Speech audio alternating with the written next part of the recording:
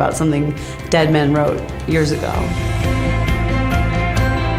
I'm Emma Katz-Nelson, and I teach 9th and 10th grade humanities at Wildwood School. My name is Jason David. I teach 9th and 10th grade with Emma Katz-Nelson. In the lesson, we will ask students to spend some time journaling and responding to the question, what do you know about the Declaration of Independence? Jason will walk them through a historic overview, 100 years or so leading up to the signing of the Declaration of Independence. And students will work in their table groups to collectively go deeper into one particular section in the preamble so that they're sort of all sharing ideas and building off of one another.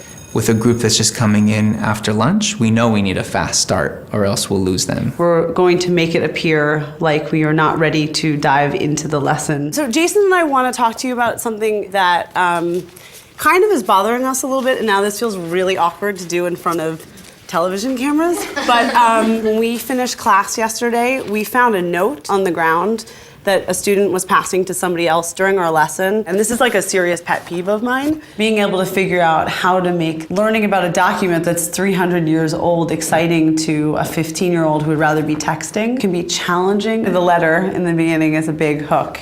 I'm not sure how to start this letter, but I feel that we need to talk. I've been thinking about us a lot lately. I really thought we would be together forever, but then things changed. We use this as a little bit of invisible theater to get our students sort of jumped up, to get them going, and that's our launching point. I feel like you started to take me for granted, misspelled on a side note, but that's just because I'm an English teacher. You just started to do whatever you wanted and never asked me about anything or how I felt. I've been thinking about this for a while, and I don't want to hurt you, but I think it's time we broke up. Oh my God. We know that we are getting at the theme of the Declaration of Independence, of people breaking up with a former governmental power. I need some time by myself to see what it is like on my own. Sorry, but us is over. And now I feel, I guess we could say who wrote it. Is that like stepping over the line?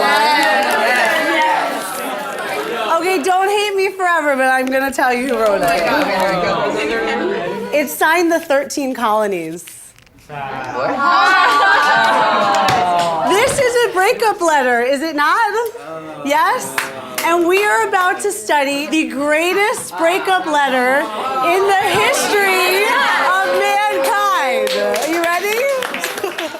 From there, we then have them move back into a routine that we're used to, so a journal entry. We would like you to spend some time in your journals writing about what you know about the Declaration of Independence. So you're just going to write for 2 or 3 minutes, then we're going to give you an opportunity to share first in your table groups and then with the whole class. Then they'll have an opportunity to share with a partner. Philosophy, liberty and justice for all. That, I think. Oh yeah, it wasn't like used. They'll share that out with the whole class, and Jason and I will take turns fielding the responses from the students.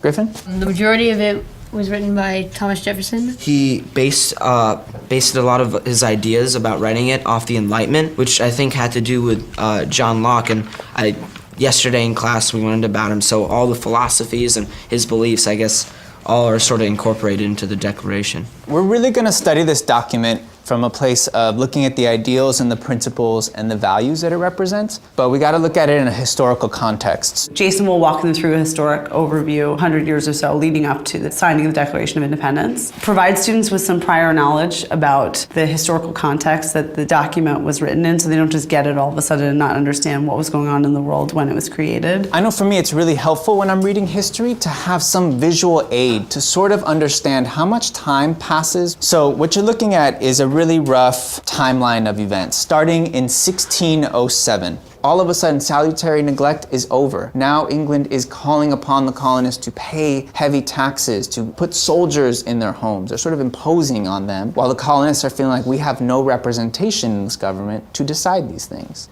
And then you really get the First Continental Congress. And what's the First Continental Congress? It was just a Congress. All 13 colonies were present except for Georgia.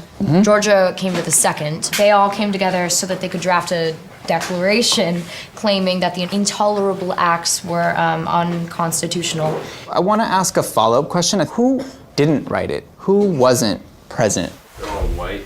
Thank you. Yeah, there were no women either. Thank you. Then we will hand out the Declaration of Independence itself and remind students of the themes that we want them to be thinking about by looking at a graphic organizer that we're going to hand out with the Declaration of Independence that highlights 4 themes in particular: the social contract, the right to revolution, popular sovereignty, and natural rights. And then as a class, we model how do you read and annotate one part of this document. Hobbes said that men are all created equal, but they make their own differences. Laying its foundation on such principles. Just in this one sentence, point out some really specific words, passages, phrases, and what connections you're making to them. Paige. It becomes necessary for one people to dissolve the political bands which have connected them with another.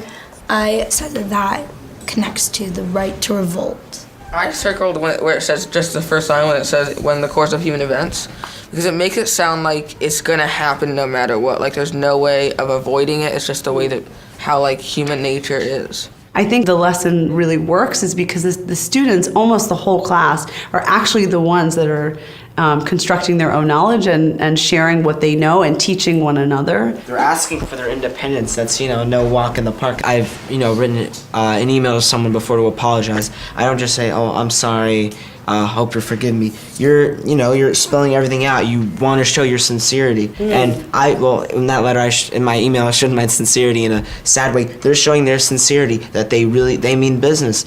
I don't like you anymore. I don't want to be involved with you anymore. They're saying, I don't like you because you did this, this, this, and so I don't want to be affiliated with you anymore. They are severing their ties to them completely so that they can, as you were saying, Nick, so that they actually can create their own forms of government, their own political bands, their own political ties. So this is basically them saying, we want to break our reliance on you as our government. You meaning Great Britain. Okay, we're breaking up with you. Okay.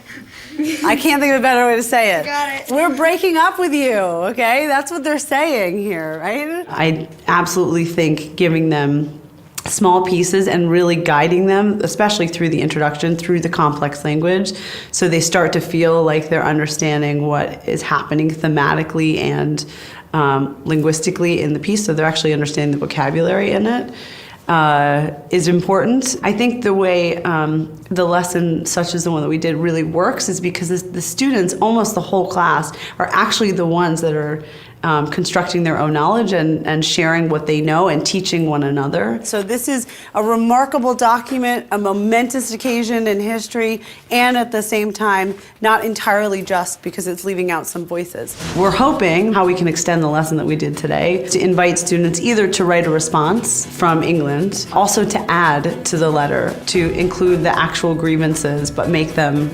modernized. We would like you to just very briefly write, how did today's examination of the Declaration of Independence influence your thoughts, inspire any thoughts about our essential question? By talking about what does it mean to be an American, I think that helps connect to this document. When you get at the themes, when you get at the content, they're able to make those connections pretty quickly. And so I think that really makes the lesson successful and keeps them engaged.